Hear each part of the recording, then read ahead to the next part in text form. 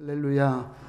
이 복된 날 2부 예배 오신 여러분들 위해 하나님의 크신 복이 함께 하시길 주의 이름으로 축원합니다. 우리 앞뒤 잡이 인사합니다. 반갑습니다. 잘 오셨습니다. 우리 성경책을 다 가슴에 품으시고 믿음을 고백합니다. 나는 예수를 구주로 믿습니다.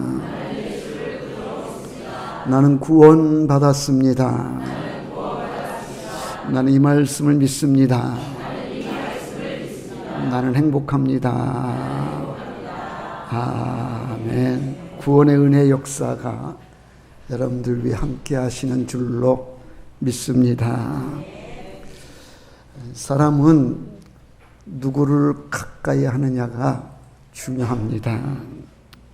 사람들은 대개 보는 것 혹은 듣는 것 이런 것들에게 영향을 많이 받기 때문에 그래서 누구를 가까이 하느냐, 누구의 영향을 받느냐가 참으로 중요합니다. 다 그런 것은 아니지만 대체로 자녀들을 보면 컴퓨터 게임을 좋아하는 친구를 두게 되면 그 자녀가 곧잘 컴퓨터 게임에 빠지기 쉽습니다. 영화 보는 것을 좋아하는 친구를 두게 되면 영화 감상하는 데에 빠져들게 됩니다. 사람들은 그렇게 가까운 사람의 영향을 받습니다. 어른들도 술을 좋아하는 친구를 사귀게 되면 자기도 덩달아 술을 마시게 되고 혹은 화투를 좋아한다든지 골프를 좋아한다 그러면 그런 친구 때문에 또 그렇게 자기도 취미생활이 바뀌게 되고 닮아가게 되는 것을 보게 됩니다. 예배 시간에 하품하는 사람이 옆에 있으면 자기도 모르게 하품을 따라하게 되어지는 가까이 있는 사람 혹은 옆에 있는 사람을 우리는 닮아가게 됩니다. 이걸 가리켜서 접촉의 원리 혹은 접근의 원리라 그렇게 말한다 그럽니다. 접촉, 가까이에서 이렇게 대하거나 또 가까이 접근되어 있는 사람의 영향을 받게 된다는 얘기입니다. 봉독한 오늘 시편 73편은 아삽의 시로 되어 있습니다. 아삽이라고 하는 사람이 지은 시인데 아삽이 누구인가? 다윗 왕 때에 찬양대 대장이었습니다. 그리고 이 아삽은 성전 예배 때에 사용하는 찬송가를 많이 작사하고 작곡한 인물입니다. 이 아삽이라고 하는 사람이 인생을 이렇게 저렇게 지내고 난 뒤에 이런 결론을 내립니다. 그것이 오늘 본문 28절 말씀인데 하나님께 가까이 함이 내게 복이라. 내가 주 여호와를 나의 피난처로 삼아 주의 모든 행적을 전파하리이다. 이렇게 저렇게 살아보니까 이 아삽이라고 하는 사람이 인생을 결론 짓기를 이런저런 것들이 복이 아니라 내가 지내놓고 보니까 하나님을 가까이 하는 것이 이게 진정한 복이었다는 얘기입니다. 하나님을 가까이 하는 것이 왜 복인가? 오늘 이 본문 28절에 하나님께 가까이 함이 내게 복이라 그랬는데 거기에 쓰여진 하나님이라고 하는 이 단어가 특별히 주목이 됩니다. 성경에 쓰여지는 하나님에 대한 단어가 여러 가지가 나옵니다. 엘 사다이라고 하는 그런 호칭의 하나님 호칭이 있고 우리말 성경에 여호와로 되어 있는 야훼, 이것도 역시는 하나님의 이름입니다.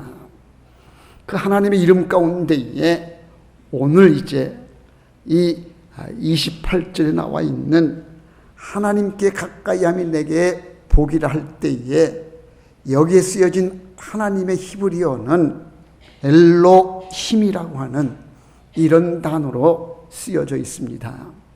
그럼 엘로힘이라고 하는 이 이름의 뜻은 무엇인가? 권능의 하나님, 능력의 하나님, 이런 뜻이 엘로힘이라고 하는 이 하나님의 이름 속에 담긴 뜻입니다.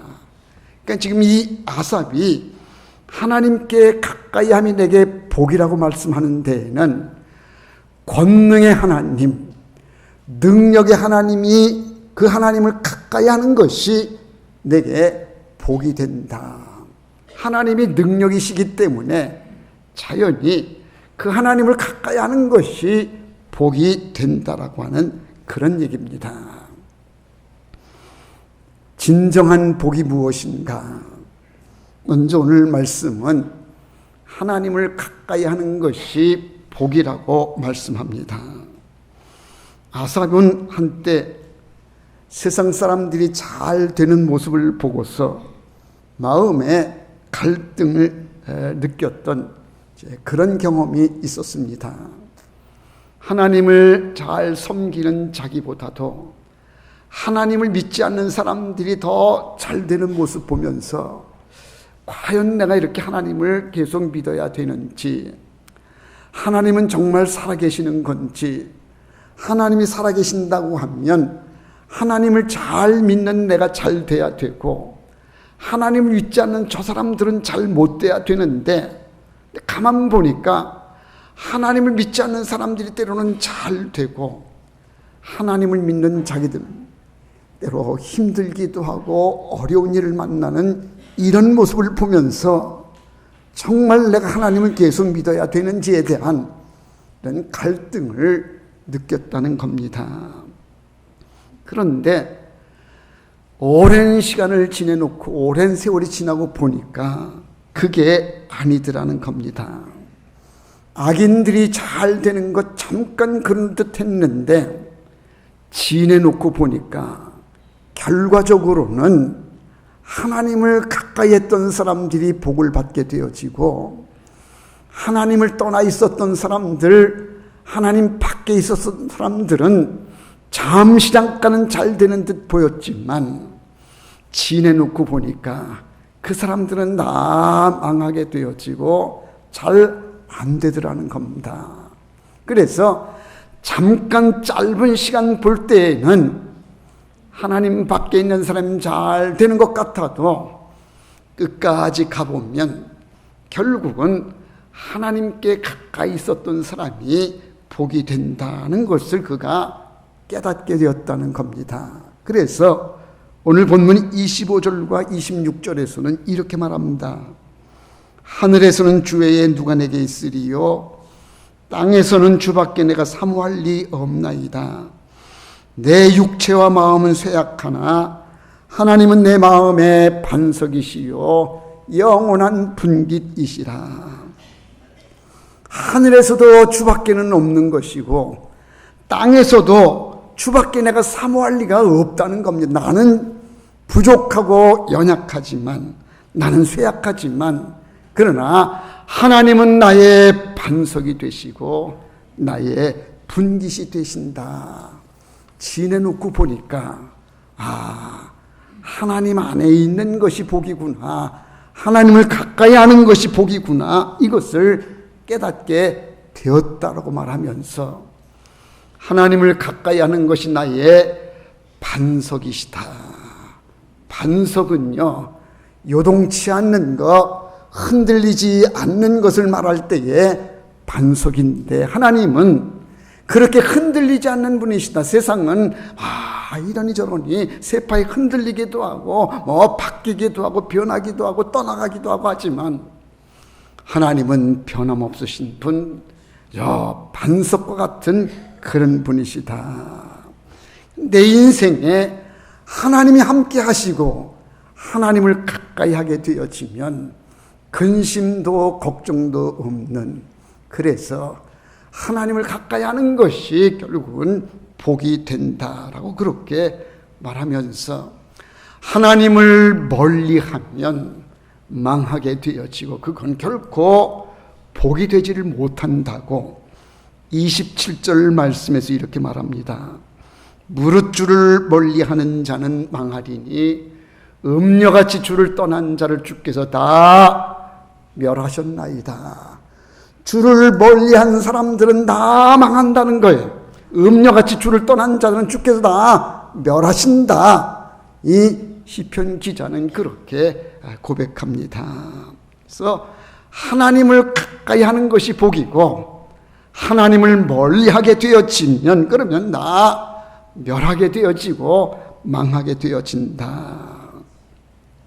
신약성경 야고보서에 보면 야고보서 4장 4절에 이렇게 말씀합니다. 그런즉 누구든지 세상과 벗이 되고자 하는 자는 스스로 하나님과 원수되는 것이니라. 그러니까 하나님을 멀리하고 세상을 짝하는 사람들은 결국은 하나님과 원수가 된다. 하나님을 멀리하게 되어지면 결국은 망하게 되어지고, 하나님과의 관계는 원수 관계가 되는 그런 먼 관계가 된다는 거예요. 하나님을 가까이 하는 자가 복이요, 하나님을 가까이 하는 자만이 승리하게 되어진다. 때때로 어려운 일을 당해도 하나님이 우리의 피난처가 되어주시고, 하나님이 우리에게 도움을 주시어서 어려움 가운데 우리는 승리하게 되어지고, 그 어려움을 극복해서 오히려 복이 되어지는 이런 역사를 이루는 것. 그래서 하나님을 가까이 하는 것이 진정한 복이라고 오늘 시편 기자는 우리에게 그렇게 교훈해 주고 있습니다. 자, 그러면 하나님을 가까이 한다고 하는 것은 어떤 것인가? 여러분, 하나님과 우리와의 관계, 그 거리가 얼마나 될 것 같습니까? 엄격하게 말하면 하나님과 우리와의 관계에 거리는 없습니다. 왜 그런가 하면 하나님은 어디에나 계시기 때문에, 이걸 가리켜서 신학적인 용어로는 하나님의 편재라고 그렇게 말합니다. 하나님의 이 편재라고 하는 얘기는 뭐냐면 안 계신 곳이 없으시다는 거예요. 시간과 공간을 초월해 계시는 분이 하나님이시다. 이걸 다른 말로 무소부재의 하나님, 안 계신 곳이 없으신 하나님. 그래서 하나님은 지금 여기에도 계시고, 이 장소가 아닌 다른 곳에서도 하나님 계시고, 멀리 미국이나 다른 나라에도 이 시간에 하나님은 동일하게 안 계신 곳이 없이 계시는 분이 하나님이시라는 얘기입니다. 예레미야 23장 24절에 보면 이에 대한 말씀이 이렇게 나옵니다.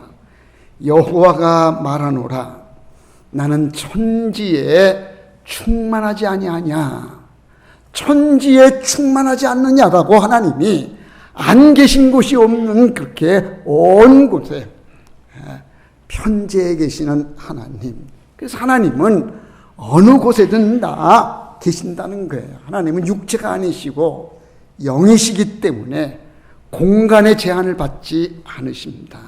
그래서 지금 이 시간에도 하나님 여기 계시지만 다른 예배 장소에서 계시고, 아니면 먼 나라 외국에도 지금 동일하게 하나님은 공간의 제한 없이 계시는 분이십니다. 자, 그런데 이렇게 이제 관계의 거리에서 우리가 볼 때에 거리를 나타내는 그런 표현에 공간적인 거리가 있는가 하면 심리적인 거리가 있고 영적인 거리가 있습니다. 공간적인 거리는 나와 너 사이에 이 공간에 떨어져 있는 거리가 얼마나 되느냐, 이걸 말할 때에 우리는 공간적인 거리를 말합니다. 그런데 그런 거리가 있는가 하면 그 거리와는 상관없이 심리적인 거리가 있습니다. 비록 몸은 멀리 떨어져 있지만 마음으로 가까이 있는 이 거리를 가리켜서 우리는 심리적인 거리라고 그렇게 말합니다. 예를 들어서요, 우리가 고속버스를 타고 우리가 부산에 간다고 칩시다. 옆자리 다른 사람이 앉아 있는데 옆자리에 앉아 있으니까 이 사람하고는 거리로는, 공간적인 거리로는 매우 가까운 거리에 있는데 이 사람하고 낯선 사람입니다. 말 한 번 섞지 않았던 사람입니다. 이 사람하고 같이 앉아갈 때에 비록 공간적인 거리로는 가까이 있지만 심리적인 거리는 아주 먼 사람입니다. 나하고는 상관이 없는 아주 거리가 심리적으로는 먼 관계에 있는 사람. 이런 거리를 가리켜서 우리는 심리적인 거리라 그래요. 또 공간적인 거리로 지금 우리가 여기 있는데 멀리 외국에 있는 누가 친지가 있다고 칩시다. 거리로는 멀리 떨어져 있지만 매일 화상통화를 한다든지 대화를 주고받고 한다고 하면 비록 공간적으로는 먼 거리에 있지만 심리적으로는 매우 가까운 관계에 있다. 이제 이걸 말할 때 우리는 심리적인 거리라 그래요. 이 심리적인 거리는 영적인 거리하고도 마찬가지입니다.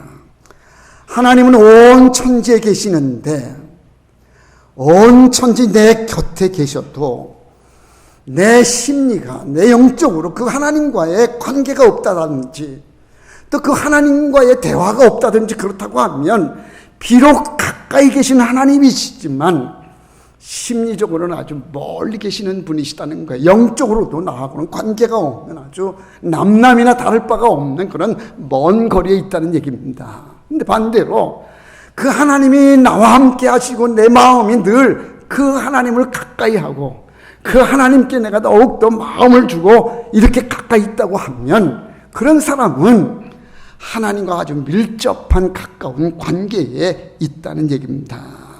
그래서 하나님은 안 계신 곳이 없지만 중요한 것이 내 심리가, 내 영적인 상태가 그 하나님과 얼마나 밀접하냐, 얼마나 가까이 있느냐, 이거에 따라서 하나님과의 관계의 거리가 정해진다는 얘기입니다. 내가 그 하나님을 가까이 하면 하나님 나하고 가까운 거리에 있는 것이고, 내가 그 하나님을 멀리하고 하나님과의 대화가 없고 하나님과의 관계가 없다고 하면 그 하나님은 아무리 편지에 계신 하나님이라고 할지라도 멀리 계시는 분, 나하고는 상관이 없는 그런 분이 될 수 있다는 얘기입니다. 이 같은 예는요, 야곱에서 우리는 보게 되어지는데, 야곱이 형 에서와의 갈등으로 인해서 아버지의 집을 뛰쳐나와 가지고 이제 허벌판에 아무도 없는 곳에 혼자 던져지게 됩니다. 외로움에 지쳐있던 이 야곱이 그 허벌판에서 땅을 요로 삼고 하늘을 이불 삼고 거기서 지친 몸에 잠을 잡을 때에 하나님의 사닥다리가 그 머리맡에 이어지면서 그가 꿈속에서 하나님을 만나게 됩니다. 그리고 꿈에서 깨어났던 야곱이 하나님 난 멀리 계시는 줄 알았는데, 난 아무도 없는 줄 알았는데, 그런데 사닥다리를 타고 오신 하나님의 사자, 그 하나님을 알고 깨닫고 난 뒤에는 그가 이렇게 말합니다. 창세기 28장 16절인데 야곱이 잠이 깨어 이르되 여호와께서 과연 여기 계시거늘 내가 알지 못하였도다. 하나님이 여기 계셨는데, 그런데 야곱이 깨닫지를 못하니까 하나님이 여기 계시는 줄 모르고 하나님 멀리 계시는 줄만 알았는데, 그런데 꿈속에서 만난 그 하나님을 알고 보니까 하나님이 멀리 계시지 않구나, 바로 여기 계셨구나, 과연 여기 계시거늘 내가 알지 못했노라고 그렇게 고백을 하는 것을 보게 됩니다. 이 비슷한 얘기가요, 누가복음 24장에 보면 엠마오로 내려갔던 두 제자가 예수님께 십자가 달려 죽으시자 낙심해서 고향으로 내려갔던 이 두 제자가 부활하신 예수님이 오셔서 만나 주시는데, 그들이 성경을 이야기할 때에 부활하신 예수님이 오셔서 그 성경을 풀어주시는데도 이 두 제자는 이분이 부활하신 예수님을 알지 못하다가 성경을 풀어주실 때 가슴이 뜨거워지는 것을 느끼고 난 뒤에 과연 이분이 부활하신 예수님이시구나, 이거를 깨닫게 되어진, 예수님을 알지 못할 때에는 멀리 계셨는데 부활하신 예수님이시구나, 가슴이 뜨거워지고 난 뒤에 느끼고 보니까 그 예수님 바로 내 곁에 계셨구나, 이거를 깨닫게 되었다는 얘기입니다. 그래서 이 하나님을 가까이 한다는 얘기는 뭐냐? 내 마음이, 내 심리가 그 하나님을 사모해서 하나님을 가까이 하려고 할 때, 그때에 우리는 심리적인 거리가 가까워져서 하나님과의 관계가 가까워진다는 거예요. 근데 여기 아주 중요한 원리가 있는데요. 야고보서 4장 8절에 보면 이런 말씀이 나옵니다. 하나님을 가까이 하라. 그리하면 너희를 가까이 하시리라. 이 말씀이 뭔가 하면요, 내가 심리적으로 하나님 가까이 가면 하나님은 그냥 가만히 서서 기다리시는 것이 아니라 내가 하나님께로 가까이 가면 하나님께서도 더 가까이 내게 다가와 주신다는 거예요. 그러니까 내가 하나님께로 가면 하나님은 2걸음 3걸음 더 가까이 다가오셔서 우리를 만나주시고 더욱더 가까이 대해주신다. 그러니까 하나님은요, 내가 하나님께로 1걸음 가면 하나님께서는 2걸음 3걸음 내게 가까이 다가오셔서 우리가 하나님께로 가까이 가기만 하면 하나님은 우리의 가까운, 그래서 우리와 함께해 주신다는 겁니다. 이런 예를 우리는 탕자의 비유에서 보게 되어지는데, 둘째 아들이 아버지 내게 돌아올 분깃을 주세요, 유산을 주세요. 그 많은 유산을 받아가지고 먼 나라 가서 허랑방탕하게 생활하다가 이제 돈 떨어지고 이제는 아무것도 좀 먹을 것이 없는 이런 형편이 돼서 내가 아버지께로 돌아가야지. 이 탕자가 아버지 집으로 돌아오게 됩니다. 이 아들이 집을 나간 뒤에 이 아버지는 아들이 어디 가서 무슨 고생을 하나 밤마다 문 열어놓고 아들 돌아오기만을 기다립니다. 그러다가 아들이 저만치 오는 것을 어느 날 보고는 아버지는 신발도 신지 못한 채 그 아들 오는 모습을 반가워서 아버지가 뛰쳐가가지고 잘 돌아왔다고, 이내 아들은 죽었다가 다시 살아났다고 그의 목을 끌어안으면서 잘 돌아왔나라고 그래서 환영해주고 잔치를 벌여주는 그런 얘기를 우리는 누가복음 15장에서 보게 되는데, 이 모습을 보면 아들이 돌아올 때에 아버지는 신을 신지 않고 벗은 신발로 그냥 2걸음 3걸음 더 달려가서 잘 돌아왔다고 그 아들을 맞이해주는 이 아버지의 모습이, 하나님을 1걸음 가까이 가면 아버지 하나님은 우리에게 더욱더 가깝게 다가와 주신다는 얘기입니다.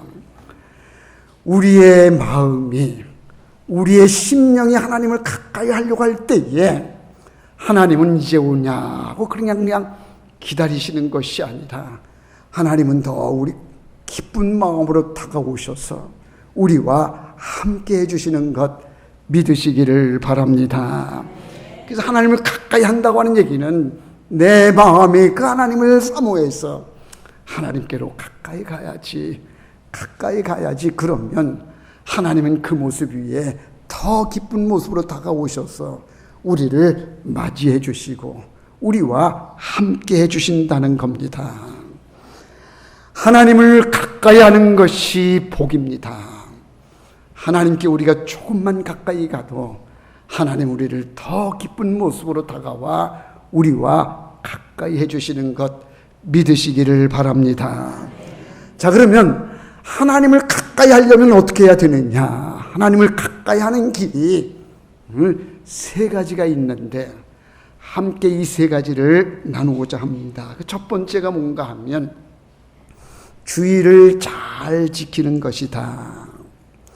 지구와 태양의 거리에도요 가까운 날이 있듯이 하나님과 우리와 사이에 가까워지는 날이 있습니다. 그 날이 어느 날이냐? 바로 주님의 날인 이 날입니다. 이 날을 가리켜서 우리는 주의 날, 세상 사람들은 이 날을 일요일이라 그렇게 부르는데, 믿음의 성도들은 이 날을 가리켜서 주님이 주인이신 날이다, 주의 날이라고 우리는 그렇게 말합니다.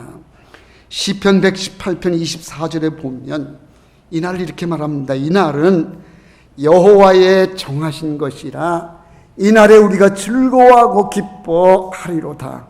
이 날을 누가 정했다고요?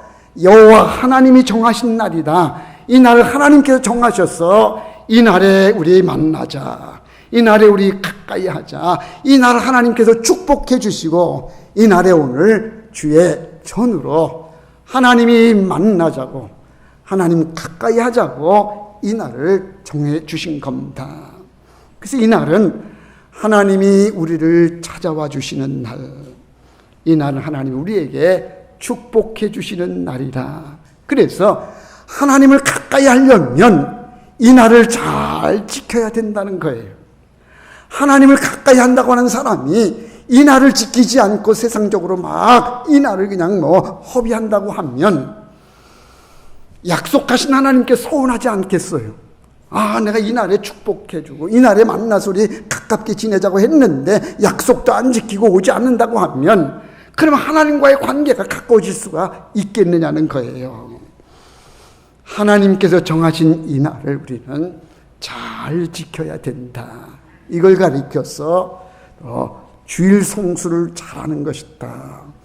오늘 여러분들은 하나님을 가까이 하는 이 복된 날, 주의 전에 오셔서 이 예배를 통해서 하나님을 만나고 또 은혜를 나누게 되는 줄로 믿습니다.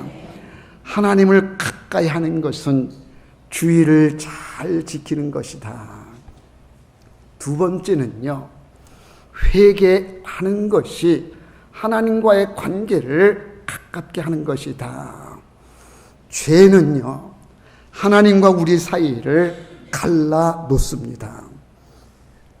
이사야 59장 2절에 보면 이렇게 말씀합니다. 오직 너희 죄악이 너희와 너희 하나님 사이를 갈라 놓았고, 하나님과 우리 사이를 무엇이 갈라 놓았다고요? 죄악이 하나님과 우리 사이를 갈라 놓았다는 거예요. 근데 이 얘기는 뭐냐면 하나님이 안 계신 곳이 없지만 하나님과 우리 사이에 가로막는 가로막이가 생겼다는 거예요. 그게 뭐냐?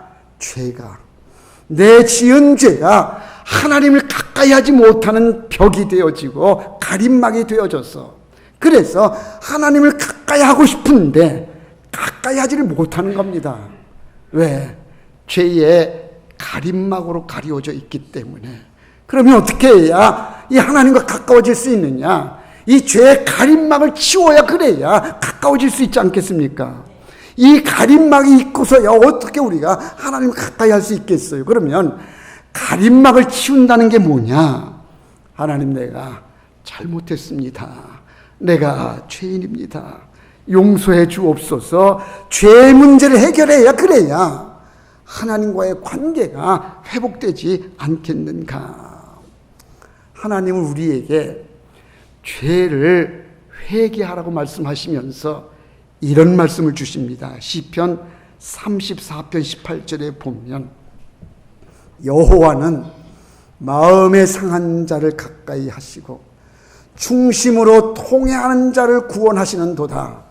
마음에 상한 자를 가까이 해주신다 그랬어요. 내가 잘못했습니다, 내가 죄인입니다라고 자기의 심령을 통분히 여기면서 주께로 회개해 나오는 사람, 그런 사람을 하나님께서는 가까이 해주시고 중심으로 통회하는 자 위에 그를 구원해 주신다라고 말씀합니다.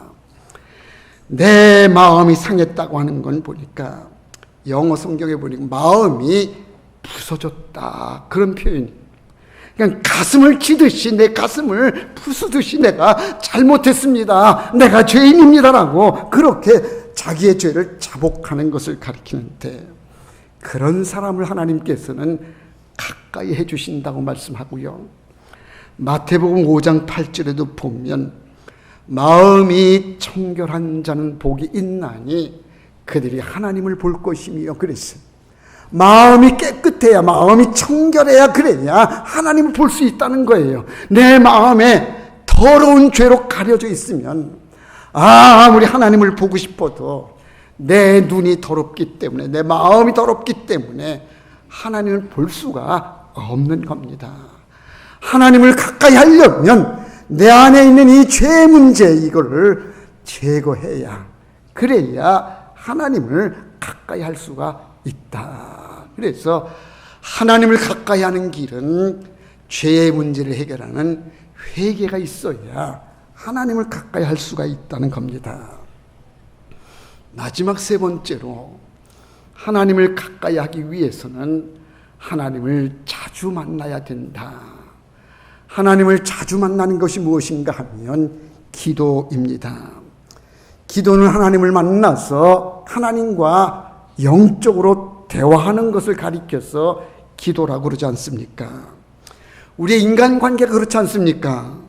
자주 만나서 자주 이야기를 주고받아야, 그래야 친해지는 거 아닙니까?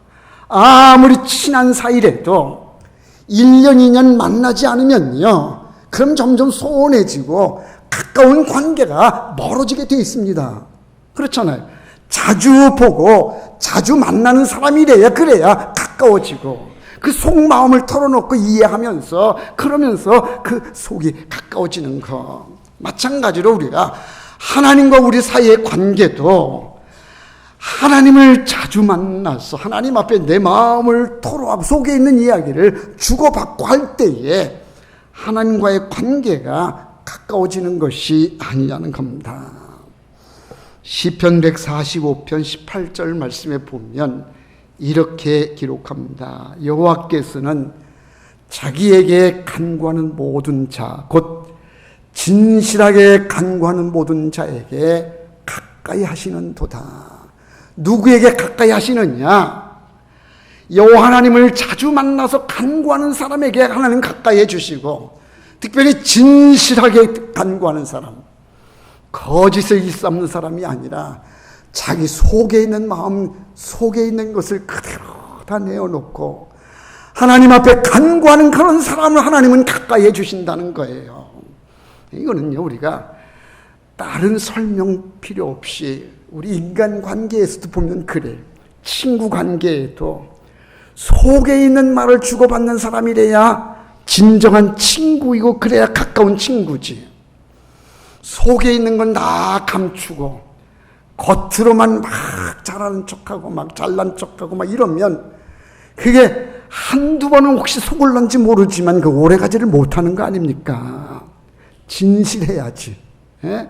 자기 속에 있는 아픔이요, 자기 속에 있는 부족함이요, 꺼리낌 없이 다 얘기할 수 있는 이런 관계가, 이게 정말 친한 관계고, 그런 관계래야 서로 흉험 없이 정말 그런 좋은 관계 되는 거 아닙니까? 하나님과의 관계도 그렇다는 거예요.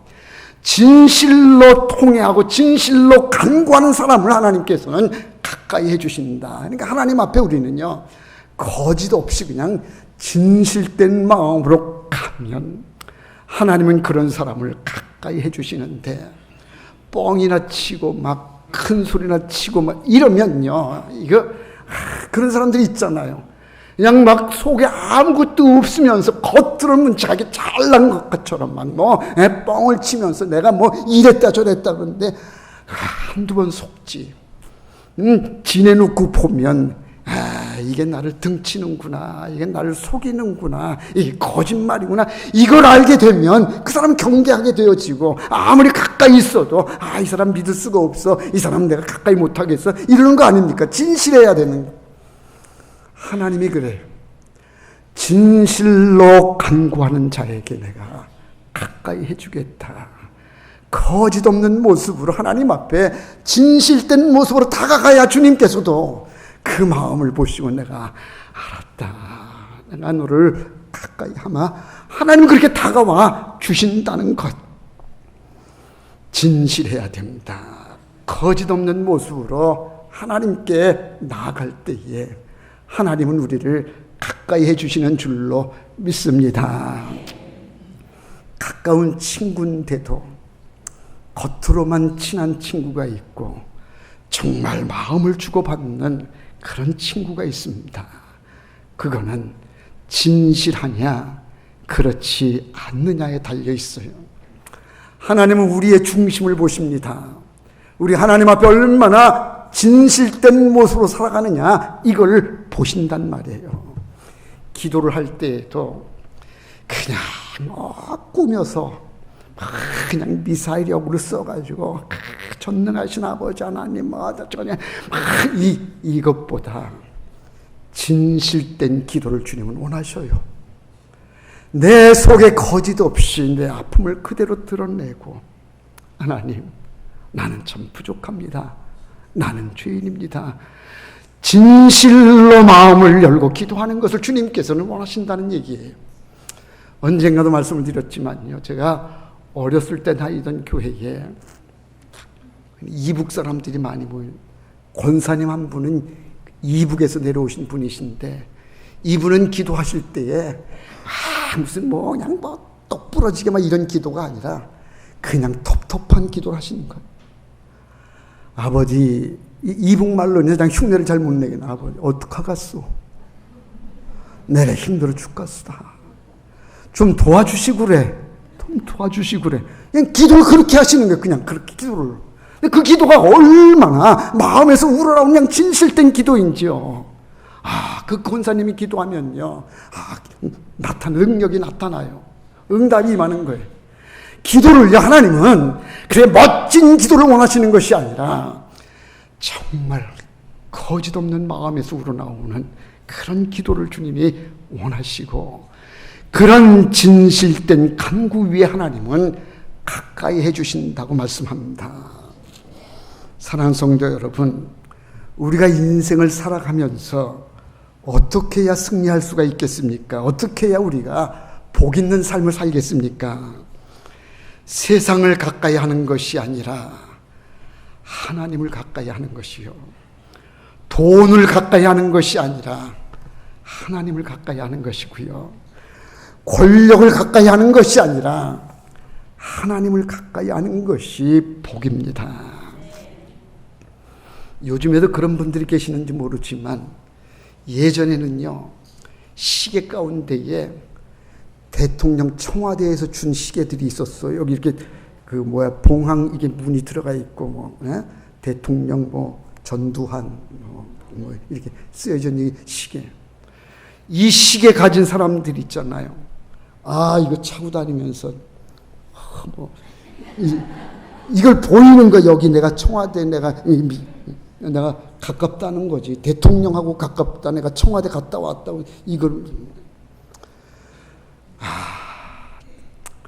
권력은 무상한 건데도 그런데도 내가 대통령하고 가깝다 그러면 이걸 가지고 자랑하고 싶어서 보이잖아요. 대통령하고 가깝다. 그런데 전두환 대통령 거 갖고 다니는 사람이 있습니까 요새? 그거 갖고 다니는 몰매 맞습니다. 권력은 이건 다 변하는 거예요. 흔들리는 거예요. 그러면 뭘 우리가 바라요? 뭘 가까이 해야 되느냐? 변함없으신 하나님을 가까이 하는 것이지. 하나님만이 우리의 복이 되어지고 우리에게 능력이 되어주시고 우리의 가는 길을 복되게 해주시는 것 믿으시기를 바랍니다. 세계 지도를 쫙 펴놓고요. 잘 사는 나라, 잘 되는 나라, 못 되는 나라를 쭉 보면 하나님을 가까이 하는 나라들은 다 잘 되는데 하나님 멀리하는 나라들은 다 하나같이 잘 안 되는 것을 우리는 세계의 역사를 보면 우리가 보게 됩니다. 여러분, 하나님을 가까이 합시다. 하나님을 가까이 하는 것이 내게 복이라. 여러분들의 가정이 하나님을 가까이 하시고 우리 교회가 하나님을 가까이 해야 돼요. 돈 많은 사람, 잘난 사람 이게 아니고 하나님을 가까이 하는 사람. 이 나라 이 민족이요 하나님을 가까이 해야 돼요. 강대국을 의지하는 것이 아니고 무슨 힘 있는 어떤 누구를 의지하는 것이 아니라 이 민족의 앞날은요, 하나님을 가까이 해야지. 하나님을 멀리하는 어떤 정치도 어떤 정당도 어떤 대통령도 안 돼요.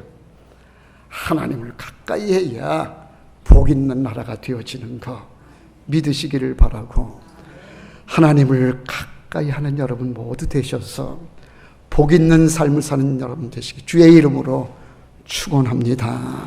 기도합시다.